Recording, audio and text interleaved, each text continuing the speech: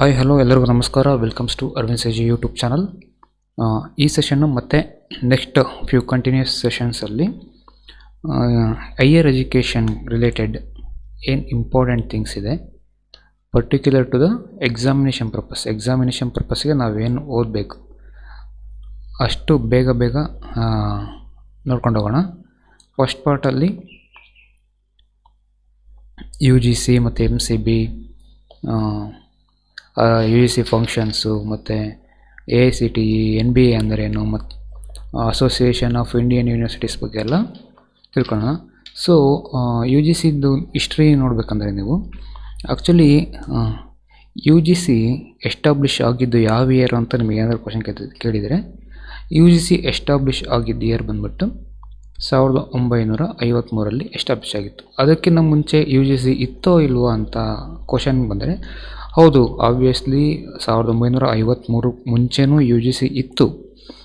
ಅದರ ಫ್ರೇಮ್ವರ್ಕ್ಸ್ ಏನೇನು ಅಂತ ನೋಡೋದಾದರೆ, ಮತ್ತು ಇನ್ನೊಂದು ಮೇನ್ ಪಾಯಿಂಟ್ ಏನಂದರೆ, ನಿಮಗೆ ಕೆ ಸೆಟ್ ಇರ್ಬೋದು ಅಥವಾ ನೆಟ್ ಇರ್ಬೋದು, definitely you will get one question related to the U G C. Okay, U G C ಬಗ್ಗೆ ಇರ್ಬೋದು, ಅದು ಎಸ್ಟಾಬ್ಲಿಷ್ಮೆಂಟ್ ಇರ್ಬೋದು, ಅಥವಾ ಅದರದ್ದು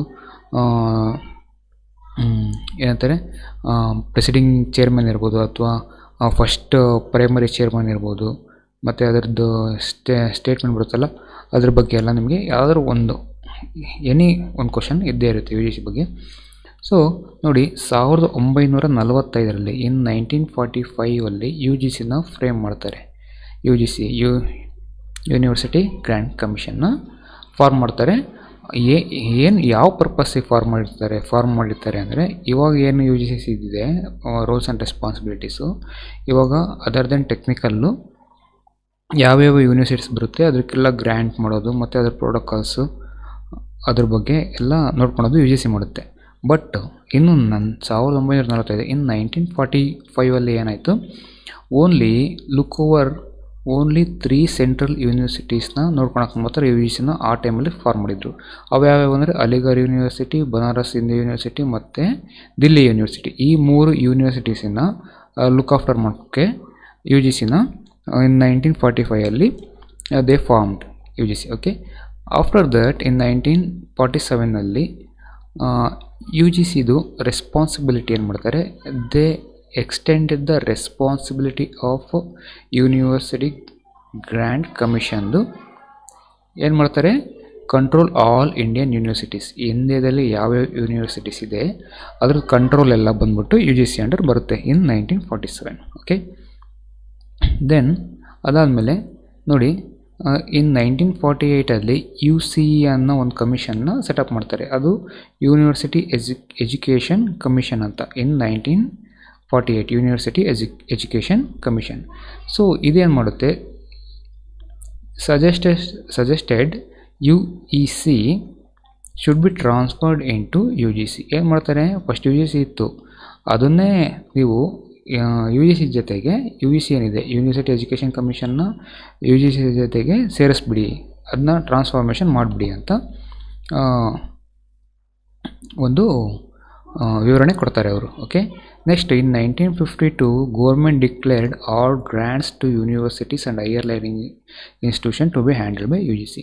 ನೋಡಿ, ಇನ್ನು 1952 ಗೌರ್ಮೆಂಟ್ ಆಫ್ ಇಂಡಿಯಾ ಏನು ಮಾಡುತ್ತೆ, ಯೂನಿವರ್ಸಿಟೀಸಿಗೆ ಮತ್ತು ಯಾವುದೇ ಕಾಲೇಜ್ ಇನ್ಸ್ಟಿಟ್ಯೂಷನ್ಗೆ ಹೈಯರ್ ಲರ್ನಿಂಗ್ ಇನ್ಸ್ಟಿಟ್ಯೂಷನ್ಸ್ ಅಂದರೆ ಅದೇ ಇವಾಗ ಇಲ್ಲಿದಾವಲ್ಲ, B S C, B A, B com college, M S C, other then technical universities, ಅದಕ್ಕೆಲ್ಲ ಗ್ರ್ಯಾಂಟ್ ಕೊಡೋದು ಅಂದರೆ ಫಂಡ್ ಅಲಾಟ್ ಮಾಡೋದು ಯೂನಿವರ್ಸಿಟೀಸ್ಗೆ, ಮತ್ತು ಅದೊಂದು ಕೆಲಸ ಎಲ್ಲ ಯು ಜಿ ಸಿ ಅಂಡರು ಬರುತ್ತೆ ಅಂತ ಅವರು ಡಿಕ್ಲೇರ್ ಮಾಡ್ತಾರೆ. ಓಕೆ, ನೆಕ್ಸ್ಟ್ ಇನ್ನು ನೋಡಿ ಹೇಳ್ದಂಗೆ ಮೌಲಾನಾ ಅಬುಲ್ ಕಲಾಂ ಆಜಾದ್ ಇದಾರಲ್ಲ, ಅವ್ರೇನು ಮಾಡ್ತಾರೆ, farmer minister of education minister, first education minister, ಅವ್ರೇನು ಮಾಡ್ತಾರೆ, ಇನಾಗ್ರೇಟೆಡ್ ಯು ಜಿ ಸಿ ಅಂದರೆ ಸ್ಟ್ಯಾಚ್ಯುಟರಿ ಬಾಡಿಯಾಗಿ ಮಾಡ್ತಾರೆ 1953. ಓಕೆ, 1953 ಎಸ್ಟಾಬ್ಲಿಷ್ ಮಾಡ್ತಾರೆ ಯು ಜಿ ಸಿ ಅಂತ. ಅದಾದಮೇಲೆ ನೋಡಿ, 1956 ಇನ್ 1956 you G C become statutory body ಅಂದರೆ ಹೇಗೆ ಮಾಡ್ತಾರೆ, ಆ್ಯಕ್ಟ್ ಆಫ್ ಪಾರ್ಲಿಮೆಂಟಿಂದ ಇದನ್ನು ಸ್ಟ್ಯಾಚ್ಯುಟರಿ ಬಾಡಿ ಅಂತ ಡಿಕ್ಲೇರ್ ಮಾಡ್ತಾರೆ. ಸೊ ನಾವು ಇಲ್ಲೇನು ನೋಡಬೇಕು ಅಂದರೆ, ಸೊ ಇದನ್ನು ಎಕ್ಸ್ಪ್ಲೇನ್ ಮಾಡೋದಕ್ಕಿಂತ ಮುಂಚೆ ನಾನು ನಿಮಗೆ ನೋಡಿ, ನಮ್ಮಲ್ಲಿ ಒಂದು ಕಾನ್ಸ್ಟಿಟ್ಯೂಷನ್ ಬಾಡಿ ಅಂತಿದೆ.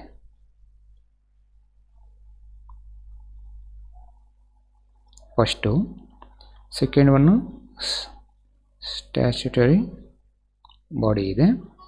ಓಕೆ, ಮೂರನೇದು ಬಂದುಬಿಟ್ಟು ಎಕ್ಸಿಕ್ಯೂಷನಲ್ ಬಾಡಿ ಇದೆ.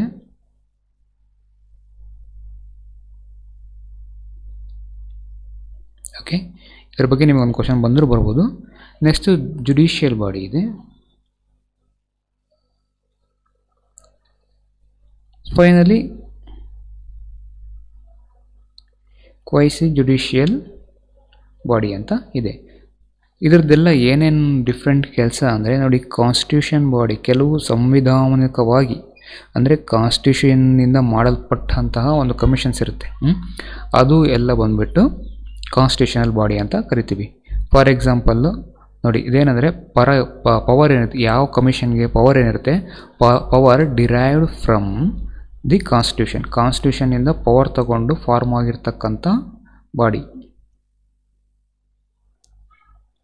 ಪವರ್ ಇದೆಯಲ್ಲ, ಅದು derived from constitution body.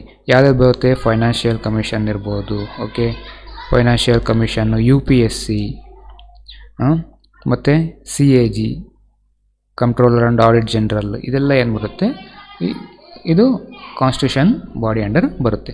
Statutory body ಅಂದರೆ ನೋಡಿ, ಆ್ಯಕ್ಟ್ ಆಫ್ ಪಾರ್ಲಿಮೆಂಟ್ ಆ್ಯಕ್ಟ್ ಪ್ರಕಾರ ಅಥವಾ ಸ್ಟೇಟ್ ರಿಜಿಸ್ಟ್ರೇಷನ್, ಸ್ಟೇಟಲ್ಲಿ ಸಂವಿಧಾನಾತ್ಮಕವಾಗಿ ಇರ್ತಕ್ಕಂಥ MLA MP ಇರ್ತಾವಲ್ಲ ಸ್ಟೇಟ್ ರಿಜಿಸ್ಟ್ರೇಷನಲ್ಲಿ, ಅಲ್ಲಿ ಅದ್ರ ಮೂಲಕವಾಗಿ ಫಾರ್ಮ್ ಆಗಿರ್ತಕ್ಕಂಥ ಬಾಡಿಗಳಿಗೆ ಸ್ಟ್ಯಾಚ್ಯುಟರಿ ಬಾಡಿ ಅಂತ ಕರಿತೀವಿ.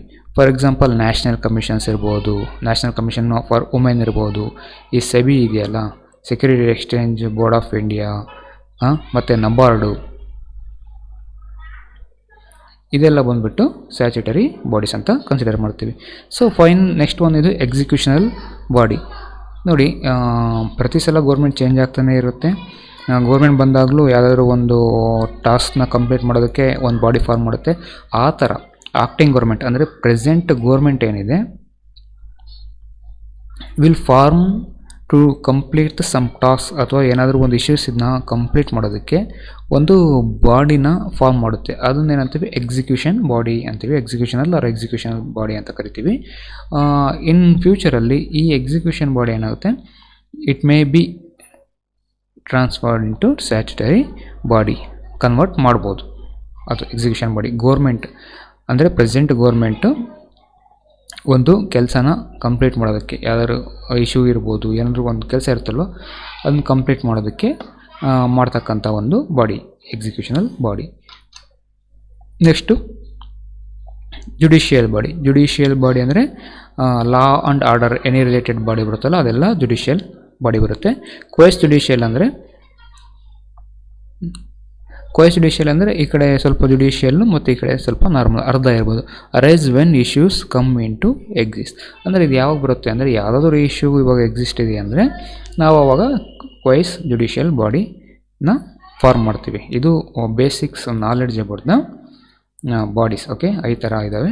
ಬೇಸಿಕ್ ನಾಲೆಡ್ಜ್ ಸಾಕು, ಇನ್ ಡೆಪ್ತ್ ಹೋಗೋದು ಬೇಕಾಗಿಲ್ಲ ಇದ್ರ ಬಗ್ಗೆ. ಓಕೆ, ಇನ್ನೊಂದು ಕ್ಲಾಸಲ್ಲಿ ಯಾವಾಗಾದರೂ ನಾನು ಮಾಡ್ತೀನಿ. Okay, next coming to UGC ಬಂದರೆ, UGC ಹೆಡ್ ಆಫೀಸ್ ಬಂದುಬಿಟ್ಟು ನ್ಯೂ ದೆಹಲಿಯಲ್ಲಿದೆ. ಇಂಪಾರ್ಟೆಂಟ್, ಹೆಡ್ ಆಫೀಸ್ ಬಂದುಬಿಟ್ಟು ನ್ಯೂ ದೆಹಲಿಯಲ್ಲಿದೆ. First chairperson, UGC first chairperson ಬಂದುಬಿಟ್ಟು ಡಾಕ್ಟರ್ SS ಭಟ್ನಾಗರ್ ಅಥವಾ Shant Swarup Bhatnagar. He is the first chairperson. ಇವಾಗ ಕರೆಂಟ್ ಚೇರ್ಪರ್ಸನ್ಸ್ ಯಾರಿದ್ದಾರೆ ಅಂದರೆ ಪ್ರೊಫೆಸರ್ ಧೀರೇಂದ್ರ ಪಾಲ್ ಸಿಂಗ್. ಇವಾಗ ಕರೆಂಟ್ ಚೇರ್ಪರ್ಸನ್ ಇರೋದು ಪ್ರೊಫೆಸರ್ ಧೀರೇಂದ್ರ ಪಾಲ್ ಸಿಂಗ್. ಓಕೆ, ನೋಡಿ, ನಮಗೆ ಲಾಸ್ಟ್ UGC ಎಕ್ಸಾಮಲ್ಲಿ NTA ನೆಟ್ ಎಕ್ಸಾಮಲ್ಲಿ ನಮಗೆ ಈ ಕ್ವಶನ್ ಬಂದಿತ್ತು. ಸೊ ಈ ಮೋಟೋ ಏನಿದೆ, ಯಾವ ಒಂದು ಇನ್ಸ್ಟಿಟ್ಯೂಷನ್ ಅಥವಾ ಯಾವುದಕ್ಕೆ ಸಂಬಂಧಪಟ್ಟಿದಂಥ ವಿಜ್ಞಾನ ವಿಮುಕ್ತೆ ಅಂತ ಒಂದು ವಿಜ್ಞಾನ ವಿಮುಕ್ತೆ ಅನ್ನೋದು ಈ ಸ್ಲೋಗನ್ ಅಥವಾ ಈ ಮೋಟೋ ಯಾವುದಕ್ಕೆ ಸಂಬಂಧಪಟ್ಟಿದೆ ಅಂತ ಕ್ವಶನ್ ಬಂದಿತ್ತು. ಅದು UGC ಸಂಬಂಧಪಟ್ಟಿದ್ದು. ಓಕೆ, ವಿಜ್ಞಾನ ವಿಮುಕ್ತೆ, this is the UGC motto. Okay, next ಆರು ಕಡೆ ರೀಜನಲ್ ಸೆಂಟರ್ಸ್ ಇದ್ದಾವೆ ಯು ಜಿ ಸಿದು. ಯೂನಿವರ್ಸಿಟಿ ಗ್ರ್ಯಾಂಡ್ ಕಮಿಷನ್ದು 6 ಕಡೆ ಯು ಜಿ ಸಿ ಸೆಂಟರ್ಸ್ ಇದೆ. ಒಂದು ಪುಣೆ, ಕೋಲ್ಕತ್ತಾ, ಹೈದರಾಬಾದ್, ಭೋಪಾಲ್, ಗೌಹಾಟಿ ಮತ್ತು ಬ್ಯಾಂಗ್ಳೂರು. ನೀವು ನೆನ್ಪಿಟ್ಕೋಬೇಕು ಎಲ್ಲೆಲ್ಲಿದೆ ಅಂತ.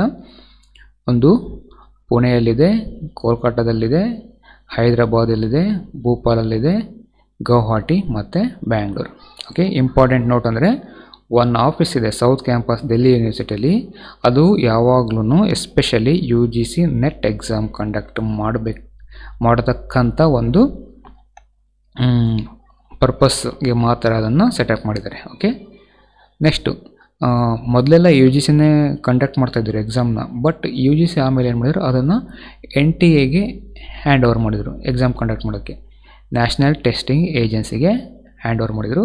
2018 NTA ಯು ಜಿ ಸಿ ಎಕ್ಸಾಮ್ನ ಕಂಡಕ್ಟ್ ಮಾಡ್ತಾಯಿದ್ದಾರೆ. ಓಕೆ, ಏನು ಇಂಪಾರ್ಟೆಂಟು ಇದರಲ್ಲಿ, ಯು ಜಿ ಸಿ ಎಸ್ಟಾಬ್ಲಿಷ್ ಆಗಿದ್ಯಾರು, ಸ್ಟ್ಯಾಚ್ಯುಟರಿ ಬಾಡಿನ ಯು ಜಿ ಸಿ ಅಥವಾ ಕಾನ್ಸ್ಟಿಟ್ಯೂಷನ್ ಬಾಡಿನ ಅಂದರೆ this is a statutory body U G C. Okay, head office first chairperson, current chairperson and U G C motto and 6 regional centres ಯಾವ್ದ್ಯಾವುದು ಮತ್ತು NTA ಯಾವಾಗಿಂದ exam conduct ಮಾಡ್ತಾ ಇದೆ ಅನ್ನೋದು. Okay, next function, some of the few basics functions. First ನಿಮಗೆ main function U G ಸಿದು first ಅಂದರೆ ನಿಮಗೆ ಕ್ವಶನ್ ಕೇಳ್ತಾ ಇರ್ತಾರೆ. ಈ ಒಂದು 5 ಆನ್ಸರ್ ಕೊಟ್ಬಿಟ್ಟು ಇದರಲ್ಲಿ ಯಾವುದು ಫಂಕ್ಷನ್ ಅಲ್ಲ ಅಂತ ಕೇಳ್ತಾರೆ. ಇದರಲ್ಲಿ ಯಾವುದಾದ್ರೂ ಬರ್ಬೋದು, ಬಟ್ ಅದರಲ್ಲೆಲ್ಲ ವರ್ಕ್ ಮಾಡ್ತಿರ್ಬೋದು, 5ರಲ್ಲಿ 5 ವರ್ಕ್ ಮಾಡ್ತಿರ್ಬೋದು. ಬಟ್ ಇಂಪಾರ್ಟೆಂಟ್ ಥಿಂಗ್ಸ್ ಮಾತ್ರ ನೀವು ಗಮನದಲ್ಲಿ ಇಟ್ಕೋಬೋದು. Okay, first and most important function ಏನು ಅಂದರೆ ಫಂಡ್ಸ್ ಗ್ರ್ಯಾಂಟ್ ಮಾಡೋದು. ನಾವು ಆವಾಗಲೇ ನೋಡಿದ್ವಿ, ಫಂಡ್ಸ್ ಗ್ರ್ಯಾಂಟ್ ಮಾಡೋದು, distribution funds for grants and scholarship ಇರ್ಬೋದು, ಮತ್ತು ಯೂನಿವರ್ಸಿಟೀಸ್ಗೆ ಫಂಡ್ಸ್ನ ಗ್ರ್ಯಾಂಟ್ ಮಾಡೋದು ಮೇನ್ ಪರ್ಪಸ್ ಏನು ಯು ಜಿ ಸಿದು. ಓಕೆ, ಮತ್ತು it acts as a regulate body that defines norms and protocols. Universities ಯಾವ ನಾರ್ಮ್ಸ್ ಆ್ಯಂಡ್ ಪ್ರೋಟೋಕಾಲ್ಸ್ ಇರಬೇಕು ಅದನ್ನೆಲ್ಲ ಯು ಜಿ ಸಿ ಡಿಫೈನ್ ಮಾಡುತ್ತೆ. It is also acts as a advisory body for central and state ಗೌರ್ಮೆಂಟ್ಗೆ advisory body ಆ ಥರ act ಮಾಡುತ್ತೆ. Okay, next it also coordinates, determines and maintain standard across universities. Coordinate ಮಾಡೋದು ಮತ್ತು determine ಮಾಡೋದು, ಸ್ಟ್ಯಾಂಡರ್ಡ್ನ maintain ಮಾಡೋ ಕೆಲಸನ ಯು ಜಿ ಸಿ ಮಾಡುತ್ತೆ. And also acts as a promotion council and facilitates various women entrepreneurship ಪ್ರೋಗ್ರಾಮ್ಸ್ನ ಪ್ರೊವೈಡ್ ಮಾಡುತ್ತೆ. Okay, next can't setup R ಡಿರೆಕಗ್ನೈಸ್ university. You G C ಏನು ಯಾವುದೇ ಯೂನಿವರ್ಸಿಟಿನ ಸೆಟಪ್ ಮಾಡೋದಿಲ್ಲ. ನೋಡಿ, ಇದನ್ನು ಇಂಪಾರ್ಟೆಂಟು, ಯೂನಿವರ್ಸಿಟಿನ ಸೆಟಪ್ ಮಾಡೋದಿಲ್ಲ.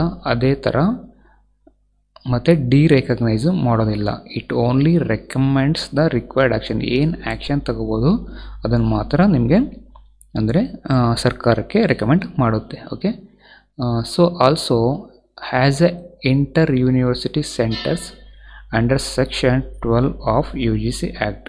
ಯು ಜಿ ಸಿ ಆ್ಯಕ್ಟಲ್ಲಿ 12 ಆಫ್ ಯು ಜಿ ಸಿ ಆ್ಯಕ್ಟಲ್ಲಿ ಏನು ಮಾಡಿದ್ದಾರೆ, ಇಂಟರ್ ಯೂನಿವರ್ಸಿಟಿ ಸೆಂಟರ್ಸ್ನ ಮಾಡಿದ್ದಾರೆ. ಏನಿದು ಇಂಟರ್ ಯೂನಿವರ್ಸಿಟಿ ಸೆಂಟರ್ಸ್ ಅಂದರೆ ನೋಡೋಣ. ನೋಡಿ, inter university centres you G C established autonomous inter-university centers IUCs, okay, within the university system under clause 129(c) of the UGC Act. Okay, UGC ಒಂದು inter university ಸೆಂಟರ್ನ ಆಟೋನಮಸ್ನ establish ಮಾಡುತ್ತೆ within the university. ಏನು university ಇದೆಯಲ್ಲ ಅದರಲ್ಲಿ ಒಂದು ಸಿಸ್ಟಮ್ನ under clause 129 of (c) ಅಲ್ಲಿ according to U G C act ಪ್ರಕಾರ ಒಂದು ಇಂಟರ್ ಯೂನಿವರ್ಸಿಟಿ ಸೆಂಟರ್ಸ್ನ ಎಸ್ಟಾಬ್ಲಿಷ್ ಮಾಡುತ್ತೆ. ಏನಿದ್ರು ಆಬ್ಜೆಕ್ಟಿವ್ ಇಂಟರ್ ಯೂನಿವರ್ಸಿಟಿದು ಏನು ಆಬ್ಜೆಕ್ಟಿವ್ಸ್ ಅಂದರೆ ಇದೇನು ಮಾಡುತ್ತೆ, it provides common advance centralised facility for universities which are able to invest heavily in infrastructure. ನೋಡಿ, ಕೆಲವು ಯೂನಿವರ್ಸಿಟೀಸಿಗೆ ಸ್ಪೆಸಿಫಿಕಲಿ ಕೆಲವು ಪರ್ಟಿಕ್ಯುಲರ್ ಯೂನಿವರ್ಸಿಟೀಸ್, ನೋಡೋಣ ಯಾರು ಪರ್ಟಿಕ್ಯುಲರ್ ಯೂನಿವರ್ಸಿಟೀಸ್ ಅಂತ. ಆ ಯೂನಿವರ್ಸಿಟೀಸಿಗೆ ಹೆಚ್ಚಿಗೆ ಫೆಸಿಲಿಟೀಸ್ ಬೇಕಾಗಿರುತ್ತೆ. ಓಕೆ, ಹೆವಿ ಇನ್ವೆಸ್ಟ್ಮೆಂಟ್ ಬೇಕಾಗಿರುತ್ತೆ. ಅದನ್ನು ಪ್ರೊವೈಡ್ ಮಾಡೋದಕ್ಕೋಸ್ಕರ ಈ ಥರ ಇಂಟರ್ ಯೂನಿವರ್ಸಿಟಿ ಸೆಂಟರ್ಸ್ನ ಎಸ್ಟಾಬ್ಲಿಷ್ ಮಾಡಿರೋದು ಒಂದು. Okay, next, to play vital role in offering best expertise in the field of teachers and researchers across the country. ನೋಡಿ, ಕಾಮನ್ ಆಗಿ ಒಂದು ಡಿಗ್ರಿ ಕಾಲೇಜು ಅಥವಾ ಪಿ ಜಿ ಸೆಂಟರ್ ಅಂದ್ಕೊಳ್ಳಿ, ಕಾಮನ್ ನಾರ್ಮಲ್ ಆಗಿ MSc ಇರ್ಬೋದು, BSc, MSc, MA, MCom, MBA ಇದರಲ್ಲೆಲ್ಲ ನಿಮಗೆ ಅತಿ ಹೆಚ್ಚು ಎಕ್ಸ್ಪರ್ಟೈಸ್ ಇರೋ ಟೀಚಿಂಗ್ ಫ್ಯಾಕಲ್ಟೀಸ್ ಬೇಕಾಗಿಲ್ಲ, ಹೌದಾ?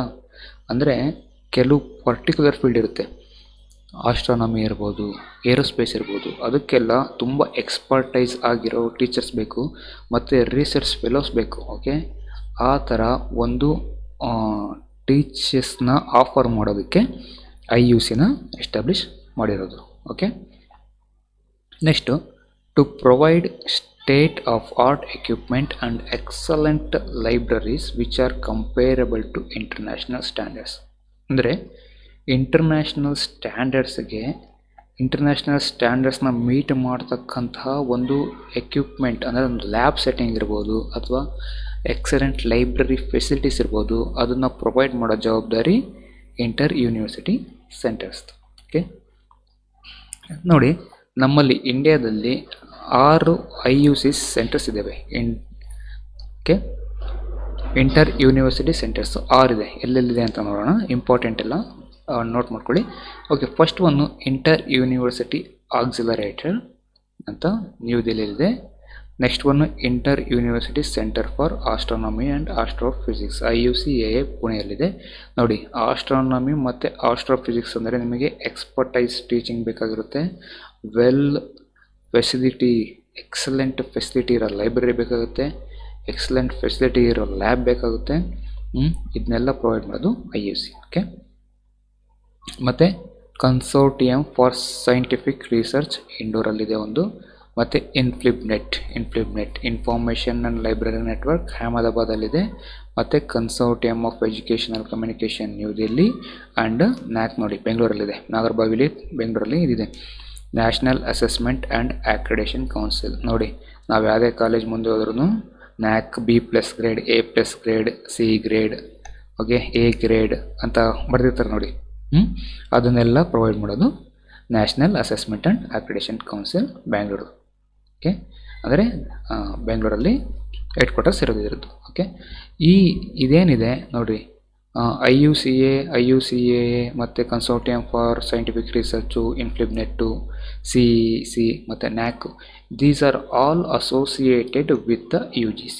ನಿಮಗೆ ಈ ಥರ ಕ್ವಶನ್ ಬರ್ಬೋದು, ಇದು ಯಾವುದಕ್ಕೆ ಅಸೋಸಿಯೇಟ್ ಆಗಿದೆ ಅಂದರೆ ಇವೆಲ್ಲ UGCಗೆ ಅಸೋಸಿಯೇಟ್ ಆಗಿದೆ ಅಂತ ನೀವು ತಿಳ್ಕೊಬೇಕು. ಓಕೆ, ನೆಕ್ಸ್ಟ್ ಇದೊಂದು ಬೋರ್ಡ್ ಇದೆ NBA ಅಂತ. So it is somewhat different from NAC. ಏನು ಡಿಫ್ರೆಂಟ್ ಇದೆ NACಗೂ ಇದಕ್ಕೂ ಅಂತ ನೋಡೋಣ. ಏನಂತ ಕರಿತೀವಿ? NBA ಅಂತ ಕರಿತೀವಿ, ನ್ಯಾಷನಲ್ ಬೋರ್ಡ್ ಆಫ್ ಅಕ್ರೆಡಿಟೇಷನ್ ಅಂತ. ನ್ಯಾಷನಲ್ ಬೋರ್ಡ್ ಆಫ್ ಅಕ್ರೆಡಿಟೇಷನ್ ಅಂತ ಕರಿತೀವಿ. ಓಕೆ, ಸೊ ನೋಡಿ, NBA ಬಂದುಬಿಟ್ಟು it comes under initially established by, ನೋಡಿ NBA ಫಸ್ಟ್ ಎಸ್ಟಾಬ್ಲಿಷ್ ಮಾಡಿದ್ದು AICTEನವರು in the year 1994 for evaluation of technical educational programme. ನೋಡಿ, this is the important thing, evaluation for technical education and programme. Last ಸ್ಲೈಡ್ಸಲ್ಲಿ ನಾನು ಹೇಳಿದೆ. Okay, ಒಂದು separate board ಇರುತ್ತೆ, only technical ಎಜುಕೇಷನ್ನು ಮತ್ತು ಸ್ಪೆಸಿಫೈಡ್ ಪ್ರೋಗ್ರಾಮ್ಸ್ಗೆ ಅಕ್ರೆಡಿಟೇಷನ್ ಕೊಡೋದು NBAನವರು. ಓಕೆ, NACನವ್ರು ಬಂದ್ಬಿಟ್ಟು ಬೇರೆ ಕಾಮನ್ ಪರ್ಪಸ್ ಏನಿರುತ್ತೆ ಅದಕ್ಕೆ ಅಕ್ರೆಡಿಟೇಷನ್ ಕೊಡೋರು. All Indian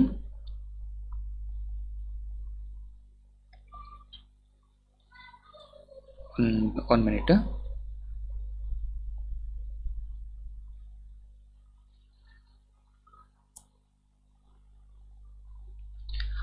all Indian council for technical education, AICTE ಅಂದರೆ all Indian council for technical education ಅಂತ ಬರುತ್ತೆ. ಸೊ ಇನ್ 1994 ಎಸ್ಟಾಬ್ಲಿಷ್ ಮಾಡಿದ್ದು AICTEನವರು to evaluate technical education and ಪ್ರೋಗ್ರಾಮ್ಸ್ನ. ಓಕೆ, ಇನ್ನು 7 ಜನವರಿ 2010 ಆಟೋನಮಸ್ ಬಾಡಿ ಆಗುತ್ತೆ. ಮತ್ತು current chairperson of NBA national board of accreditation ಬಂದ್ಬಿಟ್ಟು professor K Agarwal. Important thing.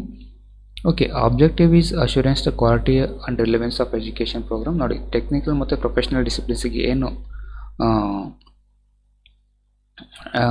Facilities ಬೇಕು, ಅದ್ರ ಕ್ವಾಲಿಟಿ ಏನಿರಬೇಕು ಅದನ್ನೆಲ್ಲ ನೋಡೋದು NBAನವರು. ಓಕೆ, NBAನವರು ಏನು ಮಾಡ್ತಾರೆ, they will recognise or recognise the institution or programmes.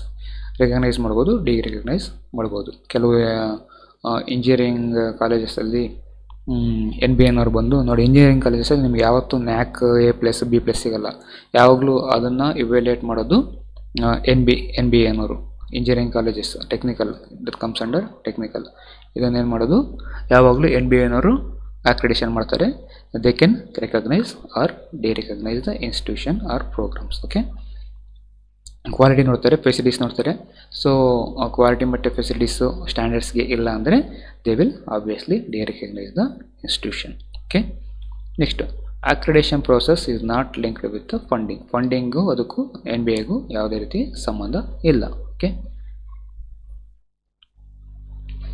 Okay, same technical institution, specific norms and protocols established by AAC. Okay, they will follow the specific norms and protocols established by All Indian Council of Technical Education. ಅವ್ರು ಏನು norms protocols ಮಾಡ್ತಾರೆ ಅದನ್ನು evaluate ಮಾಡೋದು NBAನವರ ಕೆಲಸ. Okay, so next NAAC ಇರೋದು ಬ್ಯಾಂಗ್ಳೂರಲ್ಲಿ. ನೋಡಿ, ಇದು autonomous body established by UGC. ಏನಕ್ಕೆ? Assessment and accreditation. ಯಾವುದು? ಹೈಯರ್ ಎಜುಕೇಷನ್ ಇನ್ಸ್ಟಿಟ್ಯೂಟ್ನ ಅಸೆಸ್ಮೆಂಟ್ ಮತ್ತು ಅಕ್ರೆಡಿಷನ್, ಇವ್ಯಾಲ್ಯೂಯೇಷನ್ ಅಂತೀವಿ. ಅದನ್ನು ಮಾಡೋದಕ್ಕೆ NACನ ಫಾರ್ಮ್ ಮಾಡಿದ್ದು 1986. ಯಾರು ಮಾಡಿದ್ದು? UGCನವರು. ಓಕೆ, ಹೆಡ್ ಕ್ವಾರ್ಟರ್ಸ್ ಬಂದ್ಬಿಟ್ಟು ನಮ್ಮ ಬೆಂಗಳೂರಲ್ಲಿದೆ. Current chairman doctor Virendra Singh Chauhan ಅಂತ. Current chairman doctor Virendra Singh Chauhan. Okay, ನೀವು ಕರೆಂಟ್ ಚೇರ್ಮನ್ ಇದೆಲ್ಲ ಇದೆ, ಇದನ್ನು ನೀವು ನೆಟ್ಟಲ್ಲಿ ಅವಾಗವಾಗ ಸರ್ಚ್ ಮಾಡ್ತಾ ಇರಬೇಕು. ಓಕೆ, ಸರ್ಚ್ ಮಾಡ್ತಾ ಇದ್ದರೆ ಗೊತ್ತಾಗುತ್ತೆ. ಪ್ರೆಸೆಂಟ್ ಮೋಸ್ಟ್ಲಿ 6 ಮಂತ್ಸಿಗೆ ಒಂದ್ಸಲಿ ಅವರೆಲ್ಲ ಚೇಂಜ್ ಆಗ್ತಾ ಇರ್ತಾರೆ. ಹಾಗಾಗಿ ನೀವು ಅದನ್ನು ನೆಟ್ಟಲ್ಲಿ ಸರ್ಚ್ ಮಾಡ್ತಾ ಇರಬೇಕು. Okay, so NAC is an autonomous institution whose prime agenda is to assess and accredit institution of higher learning. BSc, MSc, MCom, BCom, arts college, science college ಏನು ಬರುತ್ತೆ ಅದನ್ನೆಲ್ಲ ಅಸೆಸ್ಮೆಂಟ್ ಮತ್ತು ಅಕ್ರೆಡಿಷನ್ ಮಾಡೋದು NAC. ಓಕೆ, ಏನು ಮಾಡ್ತಾರೆ ಇವರು? Regularly publishes the manuals and promotion materials for assessment and accreditation. ಏನು standards ಬೇಕು, ಮ್ಯಾನ್ಯಲ್ಸು, ಅದನ್ನೆಲ್ಲ ಅವರು ಮೆಟೀರಿಯಲ್ಸ್ನ ಪಬ್ಲಿಷ್ ಮಾಡ್ತಾ ಇರ್ತಾರೆ. Okay, methodology of evaluation is self-appraisal by university itself and performance assessment is done through the expert committee. ಒಂದು expert committee ಬರುತ್ತೆ NAC ಅವರಿಂದ evaluation ಮಾಡೋದಕ್ಕೆ. ಅವ್ರು ಬಂದುಬಿಟ್ಟು ಕಾಲೇಜುಗಳನ್ನ, ಪರ್ಟಿಕ್ಯುಲರ್ ಕಾಲೇಜುಗಳನ್ನ ಎವ್ಯಾಲ್ಯೂಯೇಷನ್ ಮಾಡಿ ಅದಕ್ಕೆ ಗ್ರೇಡಿಂಗ್ ಸಿಸ್ಟಮ್ನ ಗ್ರೇಡ್ ಕೊಡ್ತಾರೆ. ಓಕೆ, ನೋಡಿ, NAC ಇನ್ಸ್ಟಿಟ್ಯೂಷನ್ ಯಾವಾಗಲೂ 2 ಸ್ಟೆಪ್ ಅಪ್ರೋಚಲ್ಲಿ ಅಸೆಸ್ಡ್ ಮತ್ತು ಅಕ್ರೆಡಿಟ್ ಮಾಡುತ್ತೆ. ಯಾವುದಾದ್ರೂ ಇನ್ಸ್ಟಿಟ್ಯೂಷನ್ನ 2 ಸ್ಟೆಪ್ ಅಪ್ರೋಚ್. ಒಂದೇನು? Firstly institutions are required to seek the IEQA ಅಂದರೆ institution eligibility for quality assessment. ನಮ್ಮ ಕಾಲೇಜು, ನಮ್ಮ ಇನ್ಸ್ಟಿಟ್ಯೂಷನ್ನು ಕ್ವಾಲಿಟಿ ಅಸೆಸ್ಮೆಂಟ್ಗೆ ಎಲಿಜಿಬಲ್ ಇದೆಯಾ ಇಲ್ವೋ ಅಂತ ಫಸ್ಟ್ ತಿಳ್ಕೊಬೇಕು. ಅದು ತಿಳ್ಕೊಂಡ್ಮೇಲೆ NACನವ್ರು ಏನು ಮಾಡ್ತಾರೆ, ಅದನ್ನು ಬಂದು ಕಂಡಕ್ಟ್ ಮಾಡ್ತಾರೆ. ಓಕೆ, ಅಸೆಸ್ ಮತ್ತು ಅಕ್ರೆಡಿಟ್ ಮಾಡ್ತಾರೆ. ಅದಾದಮೇಲೆ ಏನು ಮಾಡ್ತಾರೆ, ಸೆಕೆಂಡ್ಲಿ ದ ಇನ್ಸ್ಟಿಟ್ಯೂಷನ್ಗೆ ಗ್ರೇಡ್ ಕೊಡ್ತಾರೆ. ABCD ಅಂತ ಗ್ರೇಡ್ ಕೊಡ್ತಾರೆ. ನೋಡಿ, ತುಂಬ ಒಳ್ಳೆ ಇನ್ಸ್ಟಿಟ್ಯೂಷನ್ ಆದರೆ A+ ಕೊಡ್ತಾರೆ, A ಕೊಡ್ತಾರೆ. Next B+B, C+C. ತುಂಬ ವರ್ಸ್ಟ್ ಇನ್ಸ್ಟಿಟ್ಯೂಷನ್ನು, ಏನು ಸ್ಟ್ಯಾಂಡರ್ಡ್ಸ್ ಮೀಟ್ ಮಾಡ್ತಾ ಇಲ್ಲ, NACನ ಪ್ರೊಸೀಜರ್ ಪ್ರೋಟೋಕಾಲ್ ಏನಿದೆ ಅದು ಯಾವುದು ಸ್ಟ್ಯಾಂಡರ್ಡ್ಸ್ ಮೀಟ್ ಮಾಡ್ತಾ ಇಲ್ಲ ಅಂದರೆ ಆಬ್ವಿಯಸ್ಲಿ ಅವರಿಗೆ C ಮತ್ತು D ಅಂತ ಕೊಡ್ತಾರೆ. ಓಕೆ, ನೋಡಿ, NAC ಫಂಕ್ಷನ್ಸ್ ಅಂಡರ್ 2 ಕೌನ್ಸಿಲ್ಸ್. ಒಂದು general council, it is not important for you. General ಕೌನ್ಸಿಲರು ಪ್ರೆಸಿಡೆಂಟ್ ಚೇರ್ಪರ್ಸನ್ ಆಫ್ UGCನವರೇ ಇವರು ಪ್ರೆಸಿಡೆಂಟ್ ಇರ್ತಾರೆ. Next executive council, eminent academician ಯಾರಾದ್ರು ಇರ್ತಾರೆ. After 2013 NAC become compulsory. 2013 ಆದಮೇಲೆ NAC ಅಕ್ರೆಡಿಷನ್ ಕಂಪಲ್ಸರಿ ಮಾಡಿದ್ದಾರೆ. ಓಕೆ, NAC ನೋಡೋದು 7 ಪಾಯಿಂಟ್ ಕ್ರೈಟೀರಿಯಾ ಇದೆ. ಓಕೆ, ಆ 7 ಪಾಯಿಂಟ್ ಕ್ರೈಟೀರಿಯಾ ಅಂದರೆ ಕರಿಕ್ಯುಲಮ್ ಹಾಕ್ಸ್ಬೇಕು. ಕರಿಕ್ಯುಲಮ್ ಯಾವುದೇ ಒಂದು ಯೂನಿವರ್ಸಿಟಿದು ಕರಿಕ್ಯುಲಮ್ಮು ಏನೇನಿದೆ ಅನ್ನೋದು ಇನ್ಸ್ಪೆಕ್ಟ್ ಮಾಡ್ತಾರೆ. ಟೀಚಿಂಗ್ ಲರ್ನಿಂಗ್ ಇವ್ಯಾಲ್ಯೂಯೇಷನ್ ಮಾಡ್ತಾರೆ. ಓಕೆ, ರಿಸರ್ಚ್ ಕನ್ಸಲ್ಟೆನ್ಸಿ, ರಿಸರ್ಚ್ ಬಗ್ಗೆ ಏನು ಮಾಡ್ತಾ ಇದ್ದಾರೆ ಇನ್ಸ್ಟಿಟ್ಯೂಟ್ನವರು ಅದ್ರ ಬಗ್ಗೆ, ಮತ್ತು ಅದ್ರ ಇನ್ಫ್ರಾಸ್ಟ್ರಕ್ಚರ್ ಆ್ಯಂಡ್ ಲರ್ನಿಂಗ್ ರಿಸೋರ್ಸಸ್ ಏನಿದೆ, ಇನ್ಫ್ರಾಸ್ಟ್ರಕ್ಚರ್ ಹೆಂಗಿದೆ, ಓದೋ ಥರ ಇದೆಯಾ, ಪಾಠ ಮಾಡೋ ಥರ ಇದೆಯಾ, ಲರ್ನಿಂಗ್ ರಿಸೋರ್ಸಸ್ ಏನಿದೆ, ಎಷ್ಟು ಅವೈಲೇಬಿಲಿಟಿ ಇದೆ, ಬುಕ್ಸ್ ಎಷ್ಟು ಅವೈಲೇಬಿಲಿಟಿ ಇದೆ, ಲೈಬ್ರರಿ ಎಷ್ಟು ದೊಡ್ಡದಿದೆ, ಎಷ್ಟು ವ್ಯಾಲ್ಯೂಮ್ಸ್ ಆಫ್ ಬುಕ್ಸ್ ಇದೆ ಲೈಬ್ರರಿಯಲ್ಲಿ. ಓಕೆ, ಅದರದ್ದು ಬಗ್ಗೆ ಎಲ್ಲ ಅವರು ಏನು ಅವ್ರ ಕ್ರೈಟೀರಿಯಾ ಅವ್ರ ಕ್ರೈಟೀರಿಯಾದಲ್ಲಿ ಬರುತ್ತೆ. ಮತ್ತು ಗವರ್ನೆನ್ಸು, ಲೀಡರ್ಶಿಪ್ಪು, ಮ್ಯಾನೇಜ್ಮೆಂಟ್ ಬಗ್ಗೆ, ಮತ್ತು institutional values, institution best practices ಏನು ಅದ್ರ ಬಗ್ಗೆ. ಆ್ಯಂಡ್ ಫೈನಲಿ ಸ್ಟೂಡೆಂಟ್ ಸಪೋರ್ಟ್ ಪ್ರೋಗ್ರಾಮ್ಸ್ನ ಯಾವ್ದು ಕಂಡಕ್ಟ್ ಮಾಡ್ತಾಯಿದ್ದಾರೆ ಅದ್ರ ಬಗ್ಗೆ ಒಂದು 7 ಪಾಯಿಂಟ್ ಕ್ರೈಟೀರಿಯಾಸ್ ಇದೆ. ಅದ್ರ ಪ್ರಕಾರನೇ ಅವರು ಅಸೆಸ್ ಮತ್ತು ಅಕ್ರಿಡಿಟ್ ಮಾಡೋದು. ಓಕೆ, ನೆಕ್ಸ್ಟ್ ಒನ್ AIU ಅಂತ, ಅಸೋಸಿಯೇಷನ್ ಆಫ್ ಇಂಡಿಯನ್ ಯೂನಿವರ್ಸಿಟೀಸ್. ನೋಡಿ, ಇದು ಏನಕ್ಕೆ ಬೇಕು? ಅಸೋಸಿಯೇಷನ್ ಆಫ್ ಇಂಡಿಯನ್ ಯೂನಿವರ್ಸಿಟೀಸ್ ನಮಗೆ ಏನಕ್ಕೆ ಬೇಕು? ಏನಕ್ಕೆ ಅಸೋಸಿಯೇಷನ್ ಆಗಿರಬೇಕು? ಏನು ಮಾಡುತ್ತೆ ಇದು ಅಸೋಸಿಯೇಷನ್ ಆಫ್ ಇಂಡಿಯನ್ ಯೂನಿವರ್ಸಿಟೀಸು ಅಂತ ಒಂದು ತಿಳ್ಕೊಳೋದಾದರೆ ನೋಡಿ, 1925 1925 ಮಾರ್ಚ್ 23 ಮೊದಲು ಇಂಡಿಯನ್ ಯೂನಿವರ್ಸಿಟಿ ಬೋರ್ಡ್ ಅಂತ ಇತ್ತು. ಅದನ್ನು ಈಗ AIU ಅಂತ ಕನ್ವರ್ಟ್ ಮಾಡಿದ್ದಾರೆ, ಇಂಡಿಯನ್ ಯೂನಿವರ್ಸಿಟಿ ಬೋರ್ಡ್. ಇದರದ್ದು ಏನು ಇಂಡಿಯನ್ ಯೂನಿವರ್ಸಿಟಿ ಬೋರ್ಡ್ ಕೆಲಸ ಏನು ಅಂದರೆ, ಸೊ ಇಂಡಿಯಾದಲ್ಲಿರ್ತಕ್ಕಂಥ ಎಲ್ಲ ಯೂನಿವರ್ಸಿಟೀಸ್ ಮಧ್ಯೆ ಕೋಆರ್ಡಿನೇಷನ್ನ ಏರ್ಪಡಿಸೋದು. ಯಾವ ಥರ ಕೋಆಪ್ರೇಷನ್ನು ಏರ್ಪಡಿಸಿದ್ರು ಅಥವಾ ಕೋಆಪ್ರೇಷನ್ನು ಇನ್ಕ್ರೀಸ್ ಮಾಡಬೇಕಾಗಿತ್ತು ಅಂದರೆ ಯಾವ್ಯಾವ ಫೀಲ್ಡಲ್ಲಿ ಅಂದರೆ, ಒಂದು ಆಬ್ವಿಯಸ್ಲಿ ಎಜುಕೇಷನ್ ಫೀಲ್ಡಲ್ಲಿ ಕೋಆಪ್ರೇಷನ್, ಬೇರೆ ಯೂನಿವರ್ಸಿಟೀಸಲ್ಲಿ ಬೇರೆ ಥರ ರಿಸರ್ಚ್ ಕಂಡಕ್ಟ್ ಮಾಡ್ತಾ ಇರ್ತಾರೆ. ಅವರು ಸ್ಟೇಟಸ್ ಚೇಂಜ್ ಇರುತ್ತೆ, ಇವ್ರ ಸ್ಟೇಟಸ್ ಚೇಂಜ್ ಇರುತ್ತೆ. ಅದ್ರ ಮಧ್ಯೆ ಒಂದು ಕೋಆರ್ಡಿನೇಷನ್ನು ಅಥವಾ ಕೋಆಪ್ರೇಷನ್ನು, ಏನು ಎಜುಕೇಷನ್ ಟ್ರಾನ್ಸ್ಫಾರ್ಮೇಷನ್ನು, ಎಜುಕೇಷನ್ ಬಗ್ಗೆ ಏನೇನು ಸಿಸ್ಟಮ್ಸ್ ಇದೆ ಅದ್ರ ಬಗ್ಗೆ ಎಲ್ಲ ಕೋಆರ್ಡಿನೇಷನ್ ಮಾಡೋದಕ್ಕೆ ಇದು ಒಂದು ಬಿಡ್ಸ್ ಥರ ನಿಲ್ಕೊಳುತ್ತೆ. ಅದು AIU. ಓಕೆ, ಎಜುಕೇಷನ್ ಬಗ್ಗೆ ಇರ್ಬೋದು. ಮತ್ತು ಕಲ್ಚರಲ್ ವ್ಯಾಲ್ಯೂಸ್ ನೋಡಿ, ನಮ್ಮ ಕರ್ನಾಟಕದಲ್ಲಿ ಎಷ್ಟೊಂದು ಯೂನಿವರ್ಸಿಟಿ ಇದೆ. ಬ್ಯಾಂಗ್ಳೂರು ಯೂನಿವರ್ಸಿಟಿ, ಕುವೆಂಪು ಯೂನಿವರ್ಸಿಟಿ ಇದೆ, ದಾವಣಗೆರೆ ಯೂನಿವರ್ಸಿಟಿ ಇದೆ, ಗುಲ್ಬರ್ಗ ಯೂನಿವರ್ಸಿಟಿ ಇದೆ. ಓಕೆ, ಮತ್ತು ಅಗ್ರಿಕಲ್ಚರ್ ಯೂನಿವರ್ಸಿಟೀಸ್ ಇದೆ. ಈ ಥರ ನಮ್ಮರಲ್ಲೇ ಡಿಫ್ರೆಂಟ್ ಯೂನಿವರ್ಸಿಟಿಗೆ ಹೋದರೆ ಬೇರೆ ಕಲ್ಚರೇ ಸಿಗುತ್ತೆ ನಿಮಗೆ. ಅದೇ ಥರ ಆಲ್ ಓವರ್ ಇಂಡಿಯಾದಲ್ಲಿ ಯಾವುದೇ ಪ್ರತಿ ಸ್ಟೇಟಿಗೆ ಹೋದರೆ ನಿಮಗೆ ಬೇರೆ ಕಲ್ಚರ್ ಇರುತ್ತೆ. ಆ ಕಲ್ಚರ್ ಮಧ್ಯ ಒಂದು ಕೋಆಪ್ರೇಷನ್ ಮತ್ತು ಕೋಆರ್ಡಿನೇಷನ್ನ ಎಕ್ಸಿಸ್ಟ್ ಮಾಡ್ತಾರೆ AIUನವರು. ಮತ್ತು ಅದು ಸ್ಪೋರ್ಟ್ಸ್ ಫೆಸಿಲಿಟೀಸ್ ಇರ್ಬೋದು. ಓಕೆ, ನಿಮಗೆ ನೋಡಿ ಸ್ಪೋರ್ಟ್ಸ್ ಕಂಡಕ್ಟ್ ಮಾಡೋದಿರ್ಬೋದು, ಅದ್ರ ಬಗ್ಗೆ ಇನ್ಫಾರ್ಮೇಷನ್ ಇರ್ಬೋದು, ಅದರದ್ದೆಲ್ಲ AIU ಅಂಡರ್ ಬರುತ್ತೆ. Okay, in some other areas. So ಈಗ ಇಂಟರ್ ಯೂನಿವರ್ಸಿಟಿ ಬೋರ್ಡ್ ಏನಾಯಿತು, ಲೀಗಲ್ ಸ್ಟೇಟಸ್ ತೊಗೊಂಡ್ಬಿಟ್ಟು ಅಂಡರ್ ಸೊಸೈಟಿ ರಿಜಿಸ್ಟ್ರೇಷನ್ ಆ್ಯಕ್ಟ್ ಪ್ರಕಾರ 1860 ಆ್ಯಕ್ಟ್, ಯಾವುದು ಸೊಸೈಟಿ ರಿಜಿಸ್ಟ್ರೇಷನ್ ಆ್ಯಕ್ಟ್ 1860 ಒಂದು ಲೀಗಲ್ ಸ್ಟೇಟಸ್ ತಗೊಳುತ್ತೆ. ಬಟ್ ಓಕೆ, ಯಾವಾಗ ತಗೊಳುತ್ತೆ ಅದು? ಇನ್ 1967 ಲೀಗಲ್ ಸ್ಟೇಟಸ್ ತಗೊಳುತ್ತೆ. ಬಟ್ ಇನ್ 1973 ಇದನ್ನು ಇಂಟರ್ ಯೂನಿವರ್ಸಿಟಿ ಬೋರ್ಡ್ ಇದೆಯಲ್ಲ, ಅದನ್ನೇನು ಮಾಡ್ತಾರೆ, ಅಸೋಸಿಯೇಷನ್ ಆಫ್ ಯೂನಿವರ್ಸಿಟಿ ಅಂತ ನೇಮು ಚೇಂಜ್ ಮಾಡ್ತಾರೆ ಇನ್ 1973. ಓಕೆ, 1973. ಓಕೆ, ಏನು ಮಾಡೋದು ಕೆಲಸ? ನಾನು ಹೇಳ್ದಂಗೆ to bring together all the universities in India on a common platform through coordinating body. ಒಂದು ಇಂಡಿಯನ್ ಏನೇನು ಯೂನಿವರ್ಸಿಟೀಸ್ ಇದೆ ಅದನ್ನೆಲ್ಲ ಒಂದು ಕಾಮನ್ ಪ್ಲ್ಯಾಟ್ಫಾರ್ಮ್ ಒದಗಿಸ್ಬಿಟ್ಟು ಎಲ್ಲದನ್ನು ಒಂದೇ ಪ್ಲ್ಯಾಟ್ಫಾರ್ಮಲ್ಲಿ ತರೋ ಒಂದು ಪ್ರಯತ್ನ, ಕೋಆರ್ಡಿನೇಷನ್ ಅಥವಾ ಕೋಆಪರೇಟಿಂಗ್ ಮಾಡೋವಂಥ ಪ್ರಯತ್ನನ ಈ ಅಸೋಸಿಯೇಷನ್ ಆಫ್ ಇಂಡಿಯನ್ ಯೂನಿವರ್ಸಿಟೀಸ್ ಮಾಡುತ್ತೆ. ಅದೇ ಥರ ಮತ್ತೆ to protect the interest of students as well as universities, student interest ಇರ್ಬೋದು ಮತ್ತು ಯೂನಿವರ್ಸಿಟೀಸ್ ಇಂಟ್ರೆಸ್ಟ್ನ ಪ್ರೊಟೆಕ್ಟ್ ಮಾಡೋ ಕೆಲಸನೂ AIUದು. The objective was to promote university. ನೋಡಿ ಹೇಳಿದ್ನಲ್ಲ, ಯೂನಿವರ್ಸಿಟಿ ಆಕ್ಟಿವಿಟೀಸ್ ಏನೇನಿದೆ ಪ್ರಮೋಟ್ ಮಾಡುತ್ತೆ. This is one of the main objective, especially by the way sharing information and increasing cooperation in the field. ಹೇಳಿದ್ನಲ್ಲ, education field, cultural, sports and allied areas ಫೀಲ್ಡಸಲ್ಲಿ information sharing ಇರ್ಬೋದು ಅಥವಾ ಅದ್ರ ಮಧ್ಯೆ cooperation ಅಥವಾ coordination ಮಾಡೋ ಕೆಲಸನ AIU ಮಾಡುತ್ತೆ. ಅದೇ ಥರ ನೋಡಿ ಏನು ಯಾವ್ಯಾವ ಇಂಡಿಯಾದ ಮತ್ತು international universities comes under A U ಜೊತೆಗೆ ಅಸೋಸಿಯೇಷನ್ ಆಗಿದ್ದಾವೆ ಅಂದರೆ the membership of A U includes all types of universities.